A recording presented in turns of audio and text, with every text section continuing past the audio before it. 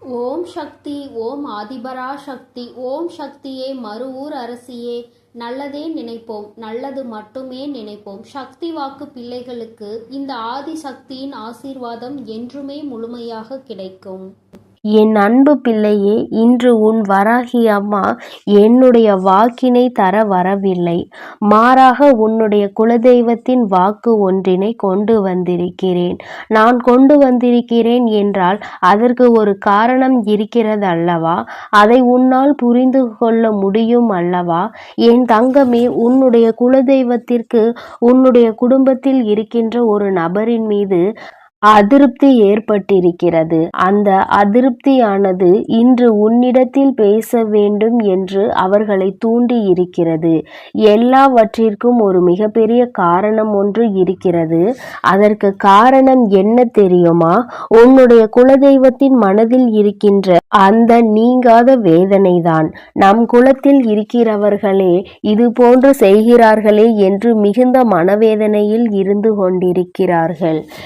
என் தங்கமே, உன்னுடைய மனதிற்குள் இப்பொழுது என்னென்ன எண்ணங்கள் ஓடுகிறது என்பதை எல்லாம் புரிந்து கொள்ள முடிகிறது. என் குலத்தில் அப்படி யார் இப்படிப்பட்ட ஒரு சூழ்நிலையை உருவாக்கி இருக்கிறார்கள்? குலதெய்வத்திற்கே அவர்கள் மீது வெறுப்பு வருகிறதே என்றால் அப்படி என்ன நடந்துவிட்டது என்று நீ நினைக்கிறாய்? என் தங்கமே, இதை நீ உன் குலதெய்வத்தின் வாயாலே கேட்டுக்கொள். இப்பொழுது இந்த வராகி உன்னுடைய குலதெய்வத்தின் வாக்கினை அப்படியே சொல்கிறேன். அவர்கள் என்னிடத்தில் என்ன சொன்னார்கள் அதை நான் உன்னிடத்தில் அப்படியே சொல்லி தெரிவிக்கிறேன். என்னவென்பதை நீ முழுமையாக புரிந்து கொண்டால் போதும். உனக்கு என்ன நடந்தது, எதனால் இப்பொழுது இப்படி நடக்கிறது என்பதை தெரிந்து கொள்வாய். என் தங்கமே, இதோ உன் குலதெய்வம் சொல்வதை நீ முழுமையாக கேள். என் தங்கமே, நான் தான் உன்னுடைய குலதெய்வம். என்னுடைய குலத்தில் இருக்கின்ற எல்லா குழந்தைகளையும் நான் ஒன்று போலதான் பார்க்கிறேன்.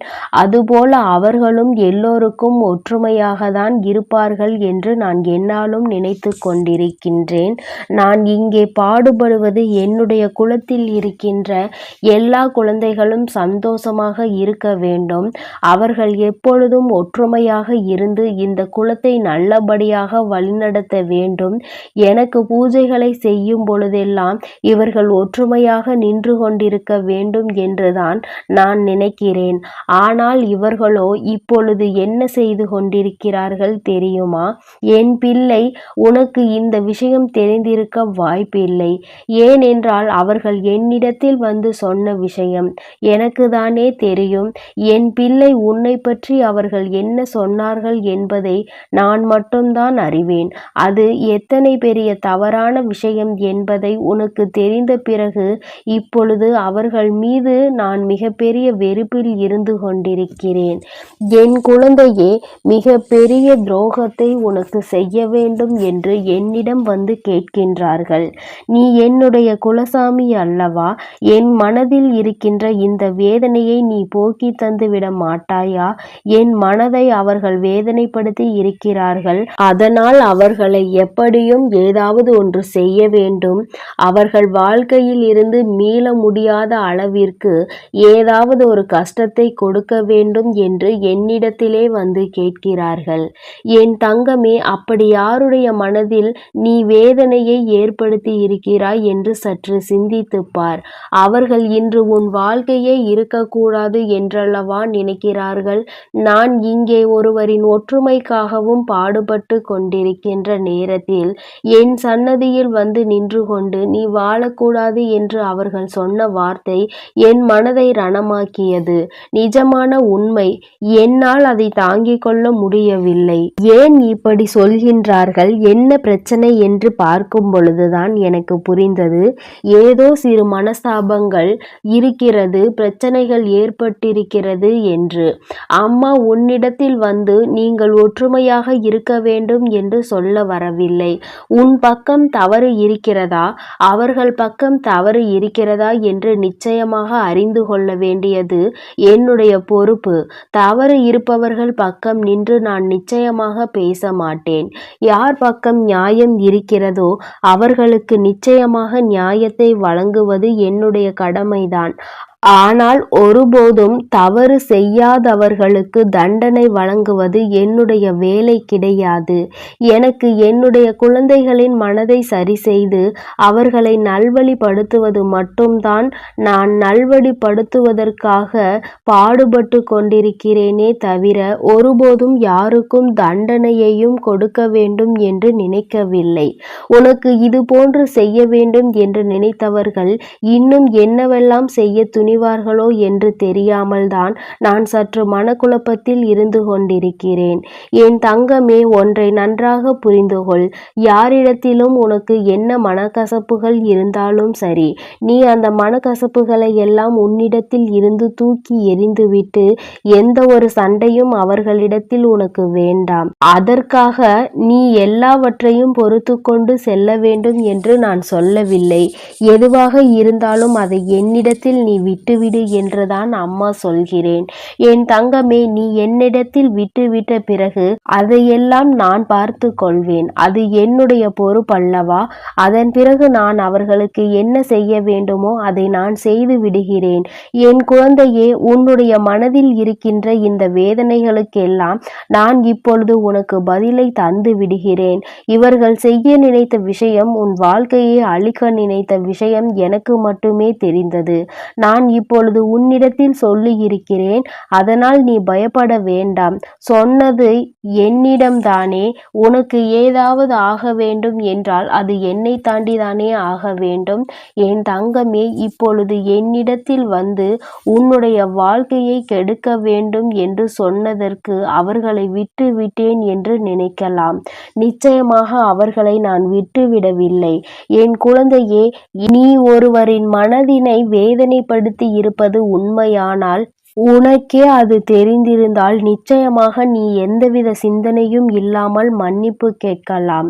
தவறு உன் பக்கம் இருக்கும் பட்சத்தில் அதை நீ செய்வதில் எந்த ஒரு தவறும் கிடையாது. அதே சமயத்தில் தவறு அவர்கள் பக்கம் இருக்கிறது என்றால் நான் அவர்களுக்கு கொடுக்க போகின்ற தண்டனை என்ன தெரியுமா? இந்த தெய்வத்தினுடைய பார்வை சில நாட்கள் அவர்கள் மீது இருக்காது. அவர்கள் உனக்கு என்ன செய்ய வேண்டும் என்று நினைத்தார்களோ அது அவர்கள் வாழ்க்கையில் நடந்தால் அது எத்தனை வேதனையை கொடுக்கும் என்று சில நாட்களில் அவர்கள் புரிந்து கொண்டு வரட்டும். நிச்சயமாக புரிந்து கொண்ட பிறகு என்னிடத்தில் மன்னிப்பு கேட்க வருவார்கள். அதன் பிறகு நான் அவர்கள் வாழ்க்கையை மீண்டும் பழைய நிலைமைக்கு திருப்பி கொடுத்து விடுவேன். இதுதான் இப்பொழுது நான் செய்ய துணிந்திருக்கிறேன். உனக்கு இதனை தெரிந்து கொள்ள வேண்டும். ஏனென்றால் எல்லோருமே நம்மோடு நன்றாக இருப்பார்கள். நாம் ஒருவருக்கொருவர் நல்லதை செய்தாலும் கெட்டதை செய்தாலும் நம்மீது வஞ்சக எண்ணம் ஒருவருக்கு வந்து விட்டது என்றால் அவர்கள் குலதெய்வத்திடம் கூட வந்து வாழ்க்கையை அழிக்க சொல்வார்கள் என்பதை நீ புரிந்து கொள்ள வேண்டும். குலத்தில் இருக்கின்றவர்கள் சில பேர் என்னுடைய கோவிலில் நின்று சண்டையிடுகிறார்கள். இதுவெல்லாம் எனக்கு எத்தனை வேதனையை ஏற்படுத்தும் என்பதை அறிந்திருக்க அவர்களுக்கு வாய்ப்பில்லை. என்னுடைய பொறுமைக்கும் ஒரு எல்லை உண்டு. என்னுடைய பொறுமையின் எல்லை மீறும் பொழுதுதான் அவர்களின் குலத்தை நான் காக்காமல் சென்று விட்டால் என்ன செய்து விடுவார்கள்? நான் அவர்களின் குலத்தை காக்கின்ற தெய்வம். அவர்களை எத்தனை அன்போடு என்னாலும் அரவணைக்க காத்து கொண்டிருக்கிறேன். அவர்கள் மீது எத்தனை அன்பினை அள்ளி கொடுத்து காத்து கொண்டிருக்கிறேன். ஆனால் அவர்களோ என் மீதும் என்னை பற்றிய சிறிதளவு சிந்தனை கூட இல்லாமல் இது போன்று செய்து விடுகிறார்கள் அல்லவா? நிச்சயமாக இவையெல்லாம் மாற வேண்டும். உன்னுடைய வாழ்க்கையில் நடந்த எல்லாவற்றையும் நான் மாற்றி கொடுக்கிறேன். நீ சந்தோஷமாக இருக்க வேண்டும். தவறு செய்திருந்தால் மன்னிப்பு உன் பக்கம் இருக்க வேண்டும். தவறு இல்லை என்றால் தண்டனையையும் நான் வழங்குகிறேன்.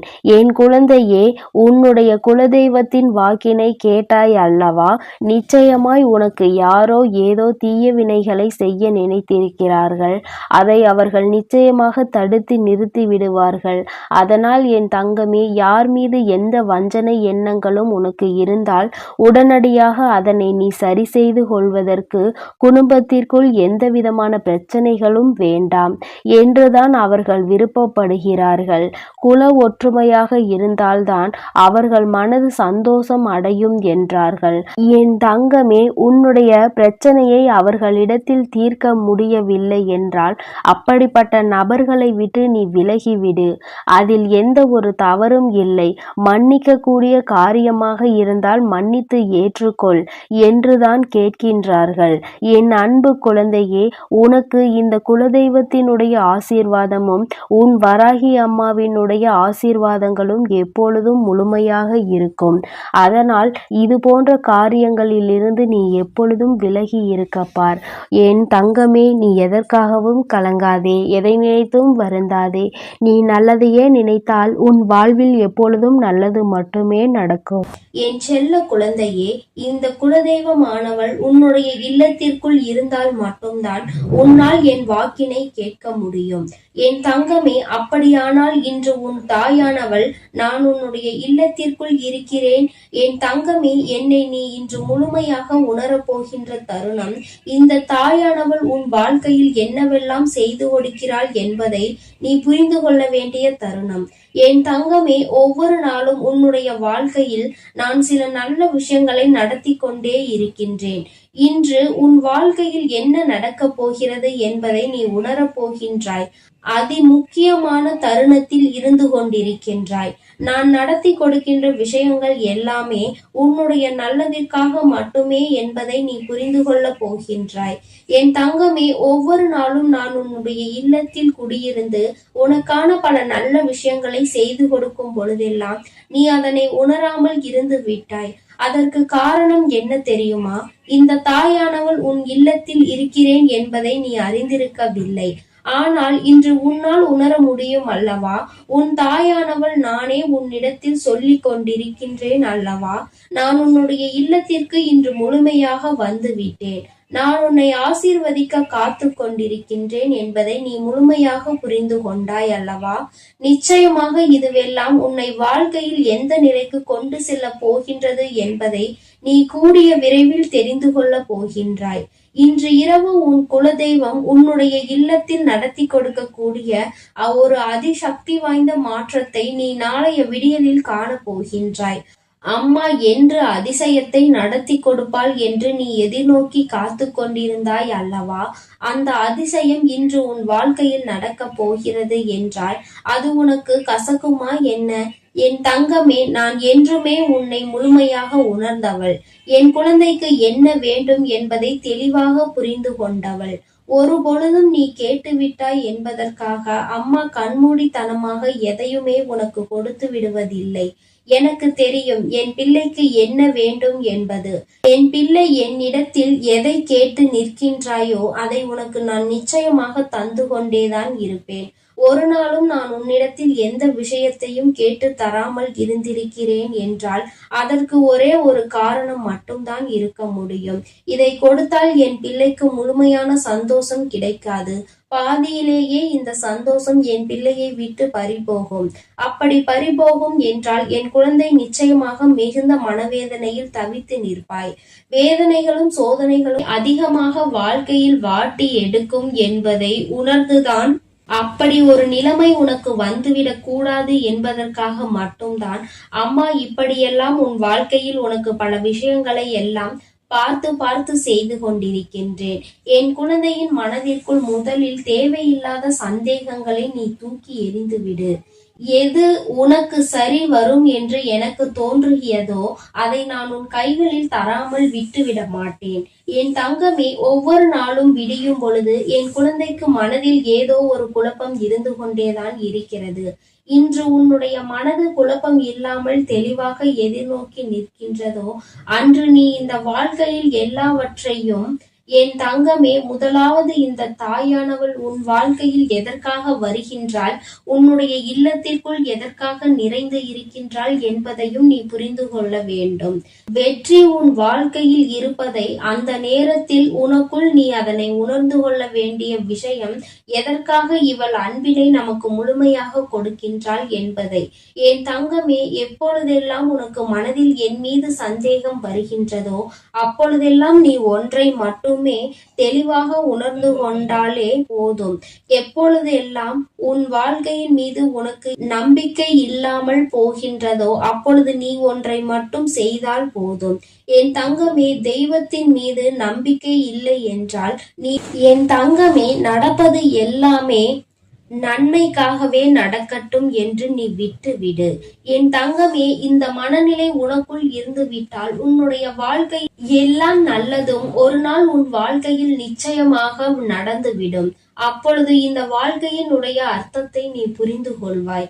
என் தங்கமே, நீ என்றுதான் இந்த தாயின் அன்பினை புரிந்து கொள்ள போகிறாய்? ஏன் என்னை தினமும் எதிர்நோக்கி காத்து கொண்டிருக்கின்றாய்? நான் உன் இல்லத்தில் முழுமையாக நிறைந்திருப்பதை நீ உணர வேண்டும் என்றால் என் மீது உனக்கு அதிக நம்பிக்கை இருக்க வேண்டும். நம்பிக்கையின் பலனை நீ அடைய வேண்டும் என்றால் நிச்சயமாக இந்த தாயானவள் உன் மீது காட்டுகின்ற பாசத்தை முழுமையாக உணரும் தருணத்தில் நீ வந்து கொண்டிருக்க வேண்டும்.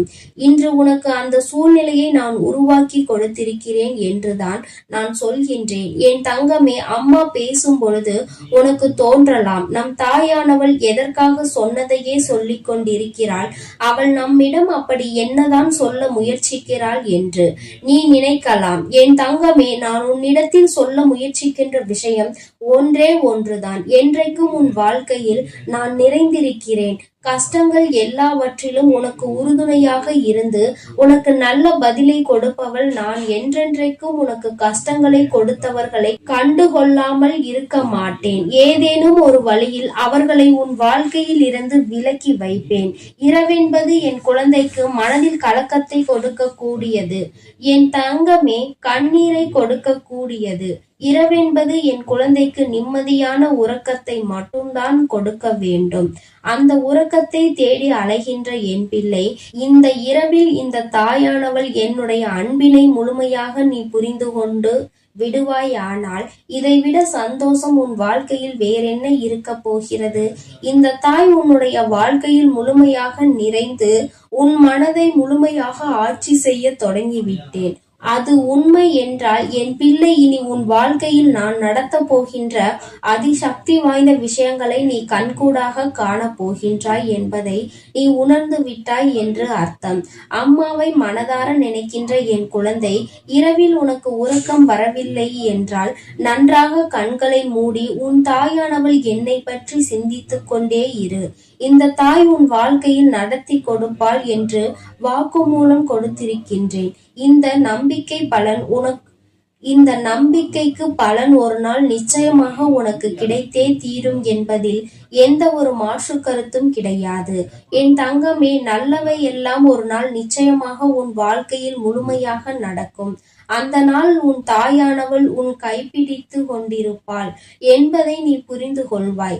என் தங்கமே, நான் உன்னிடத்தில் மீண்டும் மீண்டும் சொல்லிக் கொள்கின்ற ஒரு விஷயம், எந்த ஒரு சூழ்நிலையிலும் எந்த ஒரு கஷ்டத்திலும் உனக்கு யாரும் இல்லை என்று மட்டும் நீ நினைத்து விடாதே. எந்த நேரத்திலும் உன்னை காப்பாற்ற, உன்னை அரவணைக்க உன்னை பெற்ற தாயாக இந்த அம்மா இருக்கிறாள் என்பதை மட்டும் நீ உணர்ந்து கொண்டாலே போதும். என் தங்கமே, உன்னுடைய உணர்வுகளுக்கு உயிர் கொடுக்க உன் அம்மா நான் உன்னை நாடி வருவேன் என்பதை நீ புரிந்து கொள்ள வேண்டும். காலத்தின் கட்டாயம் உன் வாழ்க்கையில் பல கஷ்டங்களை நீ சந்தித்து விட்டாய். ஆனால் இந்த வாழ்க்கை இனி உனக்கு பல நல்ல மாற்றங்களையும் நல்ல திருப்பங்களையும் கொடுக்க போகின்றது. அதனை நீ உணர்கின்ற நேரத்தில் இந்த தாயின் அன்பினையும் முழுமையாக நீ புரிந்து கொள்வாய். வெற்றிக்கு மிக அருகில் நின்று கொண்டிருக்கின்ற உனக்கு இனி வாழ்க்கையில் எந்த கவலைகளும் வந்து விடாது. என் தங்கமே, இனியாவது மன நிம்மதியோடு உறங்கு. உன்னை என்றும் காப்பாற்ற உன் தாயானவள் நான் இருக்கிறேன் என்ற நம்பிக்கையோடு. என் செல்ல குழந்தைக்கு இந்த தாயானவளினுடைய ஆசீர்வாதங்கள் எப்பொழுதும் முழுமையாக இருந்து கொண்டே இருக்கும். என் தங்கமே, அதனால் நீ எதற்காகவும் கலங்காதே, எதை நினைத்தும் வருந்தாதே. நீ நல்லதையே நினைத்தால் உன் வாழ்வில் எல்லாம் உனக்கு நல்லதாகவே நடக்கும். உன் தாயானவள் எப்பொழுதும் உன்னோடு இருந்து உனக்கானவற்றை செய்து கொடுக்க நான் காத்து கொண்டிருக்கிறேன் என்பதை நீ மறந்து விடாதே. நான் எப்பொழுதும் உன் இல்லத்தில் நிறைந்திருப்பது போல உன் மனதிலும் நான் நிறைந்திருப்பேன். எல்லாம் இனி நல்லதாகவே நடக்கும். ஓம் சக்தி, ஓம் ஆதிபரா சக்தி, ஓம் சக்தி, ஓம் ஆதிபரா சக்தி. என் அன்பு பிள்ளையே, நீ இப்போது என்ன மனநிலையில் இருக்கிறாய் என்பதை உன் தாய் நான் அறிவேன். என் பிள்ளையே, அதனால்தான் உன் வருத்தத்தை போக்க உனக்கான சத்திய வாக்கோடு உன் தாய் நான் வந்திருக்கிறேன். கவனமாக கேள் என் பிள்ளையே. குழந்தையே, உன் மனதிலும் உன் வீட்டிலும் இப்போது சூழ்நிலை சரியில்லை அல்லவா? அது எதனால் என நீ யோசித்து பார்த்தாயா? தாயே, நான் தினமும் பூஜைகள் செய்து கொண்டுதான் இருக்கிறேன். பக்தியோடு விரதங்களையும் கடைபிடித்து கொண்டுதான் இருக்கிறேன். ஆனால் எனக்கு இப்படி துன்பம் மேல் துன்பமாக வருகிறதே என என்ன செய்வது என்று புரியாமல் என்னிடம் புலம்பிக் கொண்டுள்ளாய். என் பிள்ளையே, அதன் காரணத்தை உன் அன்னை அறிந்து கொண்டுதான் உன்னிடம் சொல்ல வந்துள்ளேன். என் செல்லமே, நம் குடும்பம் நன்றாக இருக்க வேண்டும் என நினைப்பது நம்முடன் இருப்பவர்கள்தான். அவர்கள் வேறு யாரும் இல்லை. உன்னுடைய குலத்தை காக்கும் உன்னுடைய குலதெய்வம் மட்டும்தான். என் அன்பு பிள்ளையே, குலதெய்வம் வீட்டில் இல்லை என்றால் வீட்டில் தொடர் கஷ்டங்கள் வந்து கொண்டே இருக்கும். எதை செய்தாலும் எதை செய்ய நினைத்தாலும் தடைகளும் தடங்கல்களும் வந்து கொண்டே இருக்கும். என் அன்பு பிள்ளையே, நீ உன் அன்னை சொல்வதை மட்டும் செய்தால் போதும். பிறகு நீ நினைத்த அனைத்தும் உனக்கு கட்டாயம் நிறைவேறியே தீரும். அதனால் கவனமாக கேட்டு முறையாக அதை செய்துவிடு என் அழகு பிள்ளையே. உன்னுடைய குலதெய்வம் இன்னும் சற்று நேரத்தில் உன் வீட்டை தேடி வந்து விடுவார்கள்.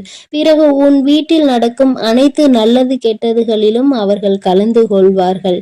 உன்னுடைய வீட்டில் எப்பொழுதும் மங்களகரமான நிகழ்வுகள் நடந்து கொண்டே இருக்கும். அதனை முழுமையாக நம்பி இந்த பதிவினை நீ முழுமையாக கேட்டுவிடு என் செல்லமே. நிச்சயம் உனக்கான நல்லது கூடிய விரைவில் நடக்கப் போகிறது.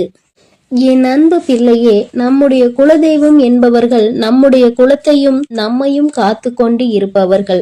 அவர்கள் எப்போதும் நம்முடன் தான் இருக்கிறார்கள். ஆனால் சில சமயங்களில் நாம் ஏதாவது அவர்களுக்கு பிடிக்காதது போல ஏதாவது ஒரு தவறை செய்து விட்டாலோ அல்லது அவர்களை நாம் வெறுக்கும்படி ஏதாவது ஒரு நிகழ்வை நிகழ்த்தி விட்டாலோ, நாம் செய்தாலும் சரி, நம் குடும்பத்தில் இருப்பவர்கள் யாராவது ஒருவர் அதை செய்து விட்டாலும் சரி, அவர்கள் அதனால் மனம் வருந்தி நம் வீட்டை விட்டு வெளியே சென்று விடுவார்கள் தங்கமே. அதனால் தான் சொல்கிறேன், எப்பொழுதும் குலதெய்வத்திற்கு விளக்கு போட்டு வணங்கி கொண்டே இரு என்று. நீ வணங்கி கொண்டே இருந்தாலும் நீ செய்யாத தவறுகளுக்காக கூட அவர்கள் உன் வீட்டை விட்டு சென்று விடலாம். ஏனென்றால் உன் வீட்டில் இருக்கும் யாராவது ஒருவர் அந்த தவறை செய்திருக்க கூடும் அல்லவா? அதனால் தான் இப்படிப்பட்ட நிகழ்வுகள் நடந்து கொண்டிருக்கும். வீட்டில் இருக்கும் குலதெய்வம் வெளியில் சென்று விட்டாலே நம்முடைய வீட்டில் தொடர்ந்து பிரச்சனைகளும் தோல்விகளும் நம்மை வாட்டி வதைத்து கொண்டே இருக்கும். நிம்மதியான ஒரு வாழ்வை நாம் வாழ முடியாத அளவிற்கு அது நமக்கு தீமையை கொடுத்துவிட்டு சென்றுவிடும் தங்கமே. அது உன்னை கஷ்டப்படுத்துவதற்காகவும் உன்னை வேதனைப்படுத்துவதற்காகவும் அவர்கள் கொடுப்பது கிடையாது. நீ அதை புரிந்து கொண்டு மீண்டும் சரியான வழியில் நீ நடந்து செல்ல வேண்டும் என்பதற்காக அவர்கள் அந்த சோதனைகளையும் வேதனைகளையும் உனக்கு கொடுக்கிறார்கள் என்பதை நீ புரிந்து கொள்ள வேண்டும் என் தங்கமே. இப்போது உன் அன்னை சொல்கிறேன், நீ இதை செய்து விட்டால் நிச்சயமாக அவர்கள் உன்னை தேடி திரும்ப வந்து விடுவார்கள் என் தங்கமே. என் அன்பு பிள்ளையே, குலதெய்வம் நம் வீட்டில் தங்க குலதெய்வத்தில் நேரில் சென்று நாம் அடிக்கடி பார்த்து வர வேண்டும். குலதெய்வ ஊரில் இருந்து நீங்கள் தொலைவில் உள்ளீர்கள் என்றால் அடிக்கடி குலதெய்வ கோயிலுக்கு போக வாய்ப்பு இல்லை என்றாலும் நேரம் இல்லை என்றாலும் குலதெய்வத்தில் வீட்டில் எப்பொழுதும் வணங்கி கொண்டே இருக்க வேண்டும். உன்னுடைய இஷ்ட தெய்வங்களுக்கு நீ எப்படி விளக்கு போட்டு மாலை போட்டு பூஜைகளை செய்து கொண்டிருக்கிறாயோ அதே போல உன்னுடைய குலதெய்வத்திற்கும் நீ ஒரு விளக்கு போட்டு பூஜைகளை நீ செய்து கொண்டே இருக்க வேண்டும். என் அன்பு பிள்ளையே, குலதெய்வத்தை வீட்டிற்கு வர வைக்க வெள்ளிக்கிழமை ஒரு வெள்ளை துணியை மஞ்சள் நீரில் மூழ்க வைத்து பின்னர் அதை காய போட்டு எடுத்துக்கொள். பிறகு ஏதாவது ஒரு வெள்ளிக்கிழமை அல்லது புதன்கிழமை அல்லது உங்களுக்கு கிடைக்கக்கூடிய நேரங்களில் அதில் அந்த மஞ்சள் துணியில் சிறிது திருநீரை போட்டு குங்குமம் சிறிதளவு, இது இரண்டும் உங்களுடைய குலதெய்வ கோயிலில் இருந்து வாங்கி வந்ததாக இருக்க வேண்டும். ஏற்கனவே வீட்டில் இருந்தால் அதனை நீங்கள் பயன்படுத்தி கொள்ளலாம். அப்படி இல்லை என்றால் நீங்கள் சென்று குலதெய்வ கோயிலில் இதை இரண்டையும் வாங்கி கொண்டு வந்து அந்த மஞ்சள் துணியில் போட்டு மற்றும் எலுமிச்சம்பழம் 6 மாவிலைகள் 5 வெற்றிலை 3 பாக்கு இதனுடன் காய்ந்த மஞ்சள் துண்டுகள் இவை அனைத்தையும் ஒன்றாக சேர்த்து கட்டி வீட்டின் பெரிய நிலவு கதவில் உட்பகுதியில் கட்டி தொங்கவிட வேண்டும். இவற்றிற்கு கட்டிவிட்டு சூடம் பத்தி காண்பித்து வணங்க வேண்டும். இவ்வாறாக நீங்கள் தினந்தோறும் வணங்கி வந்தால் குலதெய்வம் உங்கள் வீட்டிற்கு குடி வந்துவிடும். பிறகென்ன, தடைகள் உடையும், மகிழ்ச்சி பொங்கும், தொழில் வழி சிறப்பு உண்டாகும், பணப்புழக்கம் அதிகரிக்கும்.